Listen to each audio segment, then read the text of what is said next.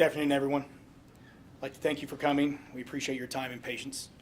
I'm Deputy Chris Morgan with the Rush County Sheriff's Office and the Public Information Officer.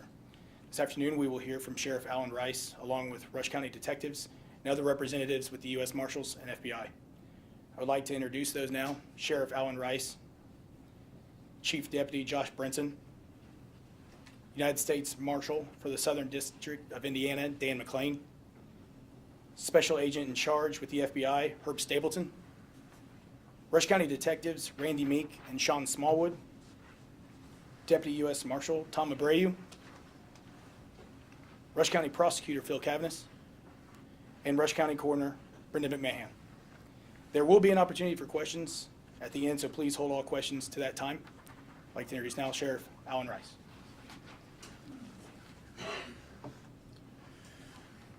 Good afternoon. I'm Rush County Sheriff Alan Rice, and I want to thank everyone for being here today to help disseminate information on the case that has been followed by many across our community and state. Yesterday, my department, along with partners from the Rushville Police Department, FBI, U.S. Marshals Service, and others, conducted a significant investigation in the search of missing teen Valerie Tindall, who was reported missing June 8th in Arlington. We have been working tirelessly on this case since its inception, executing more than 50 search warrants and expanding countless man-hours in the effort of locating Valerie.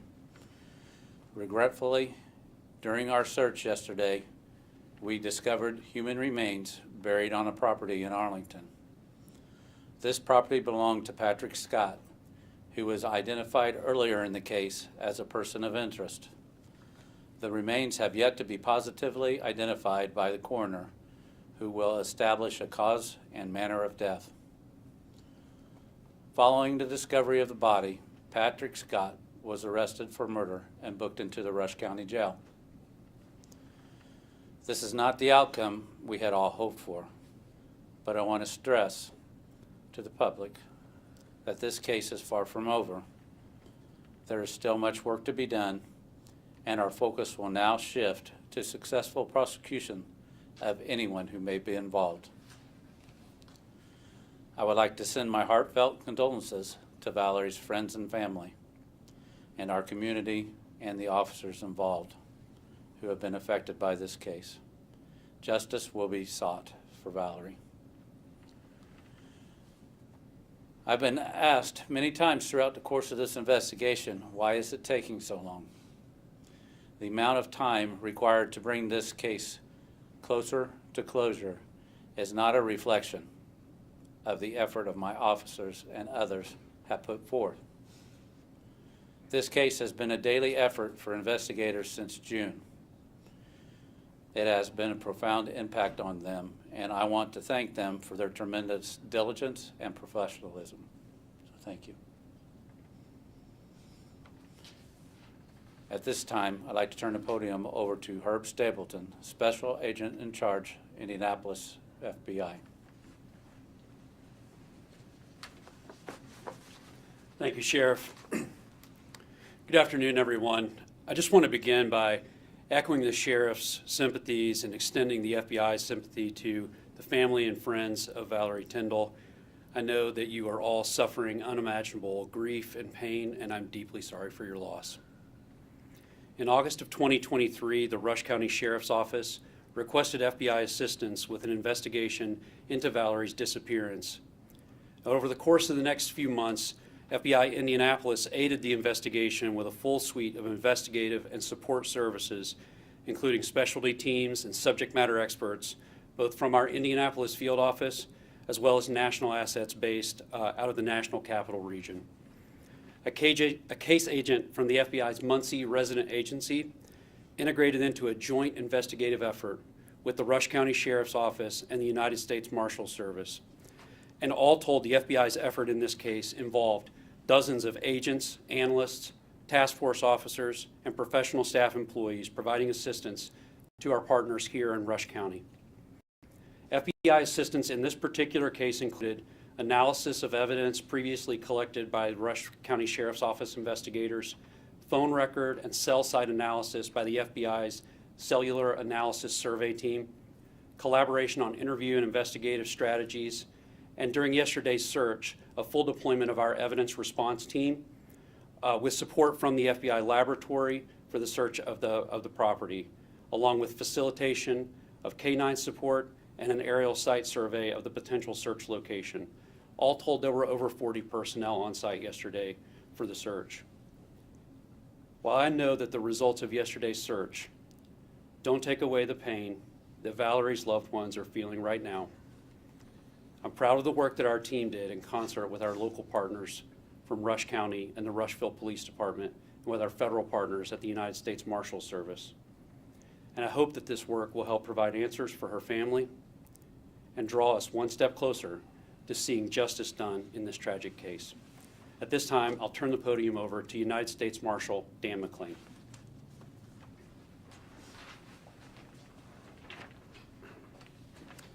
Good afternoon.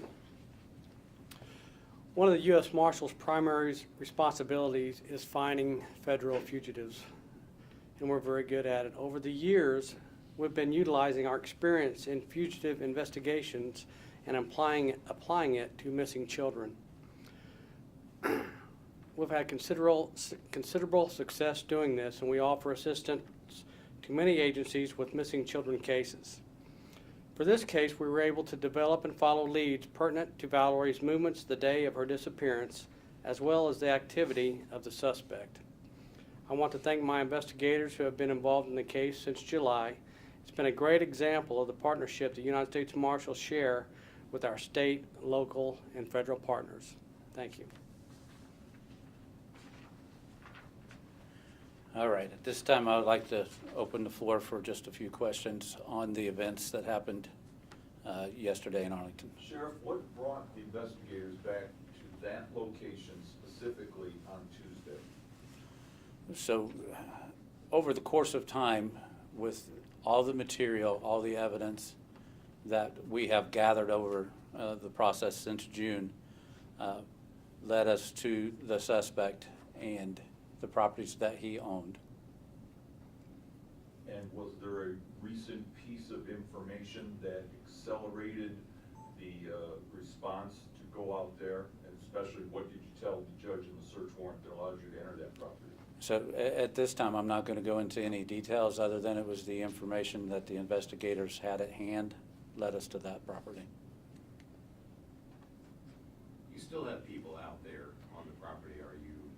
You believe there might be additional victims out there? What are you still looking for? I don't want to go into the details of the investigation, but that has not been closed out. This is still an open investigation.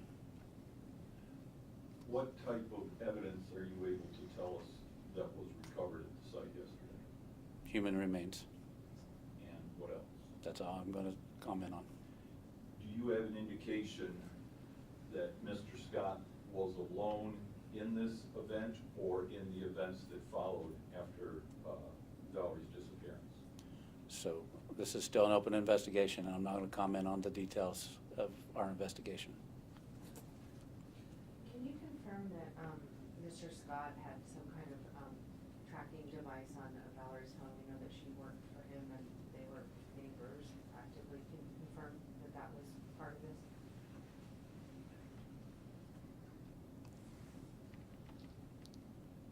I'm not going to comment on that at this time. Was Mr. Rice present during the search yesterday? Who?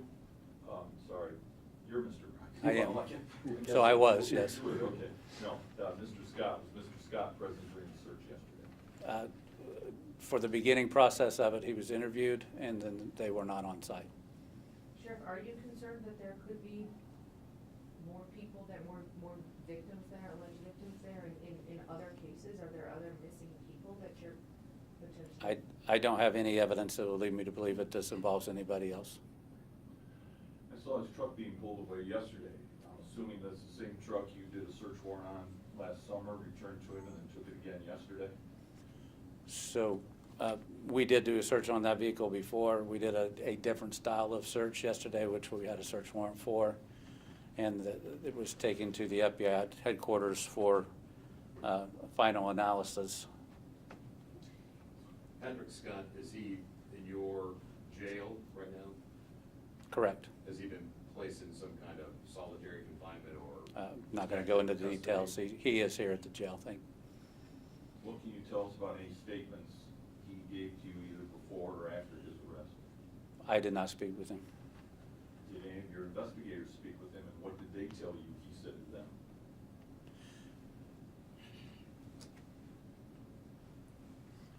You want to speak on that, Phil? Oh, no comment on that. Well, okay, so he was interviewed out at the site as the day began yesterday. Mhm. And then he was no longer at the site. And then later, at what point was he put under arrest yesterday? After the remains were found, Okay, so this would be late afternoon? yes. Okay, so was he no longer at the site? No, So he was No. gone from the site by that point? correct. Was he in your custody gone from the site, or did he, drive over to a friend and relative's house? So at the time of the search, we had no availability or reason to hold him. So he was free to roam as a normal person would. At the time that we had a reason to get him for an arrest, we went out and arrested him. Okay, and then you didn't have any trouble, once late afternoon came up, you found the remains, you didn't have any trouble then discovering where he was, taking him into custody?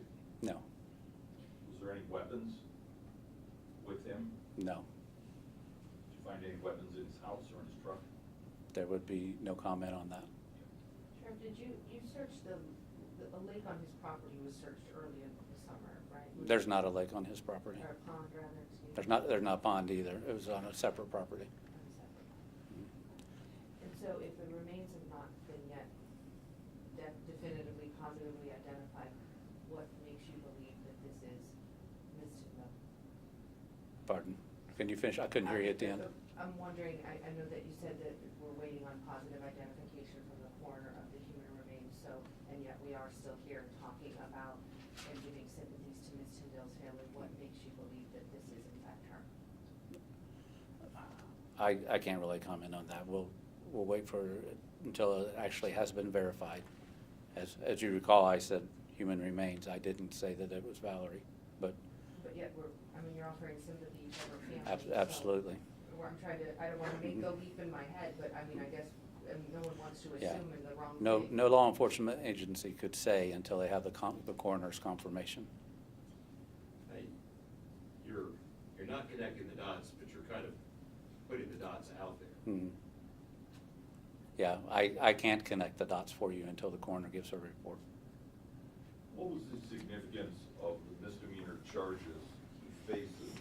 What your detectives learned from him or about his story? What was the significance of that as it folds into this bigger investigation to which he's now charged with murder? I'm sorry, could you repeat the question? Okay. Last summer, your detectives talked to him, and the impression I got is his story and his details kept changing. What role did those interviews and that misdemeanor charge then play into the bigger picture, which eventually led you back there to eventually charge him with murder? But placed him obviously as a person of interest.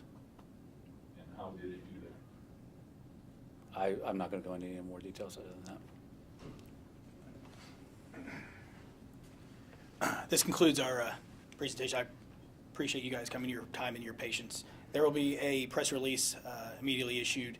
I have hard copies, and I'll be also able to email that to you. Thank you for your time. Do we have an indication when he goes to court for an initial hearing? We have no more comments, sir. Thank you. Is there a probable cause Prosecutor, available? who's the prosecutor? Okay.